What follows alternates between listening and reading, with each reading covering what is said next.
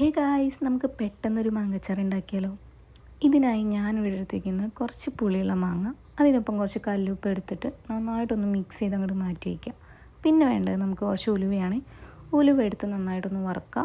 വറുത്തിട്ട് ഒന്ന് മിക്സിയിലിട്ട് ഒന്ന് പൊടിച്ചെടുക്കുക. ഇനി നമ്മുടെ മെയിൻ പരിപാടിക്ക് പോവാം. അതിനായിട്ടൊരു ചട്ടി വെച്ച് ഒന്ന് ചൂടാവുമ്പോൾ കുറച്ച് നല്ലെണ്ണ ഒഴിക്കുക. നല്ലെണ്ണ ഒഴിച്ച ശേഷം ഒന്ന് ചൂടായി വരുമ്പോൾ നമുക്ക് വേണ്ടത് കടുകാണ്. കടുകും കുറച്ച് ഉഴുന്നും പരിപ്പില്ലെങ്കിൽ അത് സ്കിപ്പ് ചെയ്തോളൂ, നോ പ്രോബ്ലം. പിന്നെ വേണ്ടത് 2 വറ്റൽമുളക്, അതുപോലെ കറിവേപ്പില.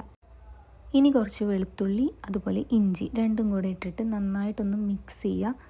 നമുക്ക് ഈ അച്ചാറിന് മെയിനായിട്ട് വേണ്ടത് മിക്സിംഗ് ആണ്. സോ നല്ല രീതിയിൽ തന്നെ മിക്സ് ചെയ്യുക. അതിൻ്റെ ഒരു പച്ചപ്പ് ഒന്ന് പോയി കിട്ടണം.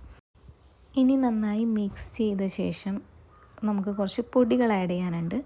അതിന് മെയിനായിട്ട് മുളക് പൊടി, ഒരു 3-3.5 ടീസ്പൂൺ മുളക് പൊടി ആഡ് ചെയ്യുക.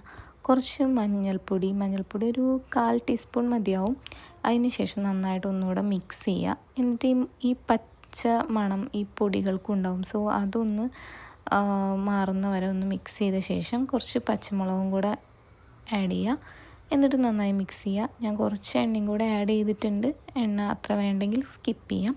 പിന്നെ നമുക്ക് വറുത്ത് വെച്ചിട്ടുള്ള ഉലുവപ്പൊടി, അതും അതുപോലെ തന്നെ കായത്തിൻ്റെ പൊടിയും ഇട്ട ശേഷം കുറച്ച് ചൂടുവെള്ളം ആഡ് ചെയ്യുക. എന്നിട്ട് നന്നായിട്ടൊന്ന് മിക്സ് ചെയ്യുക.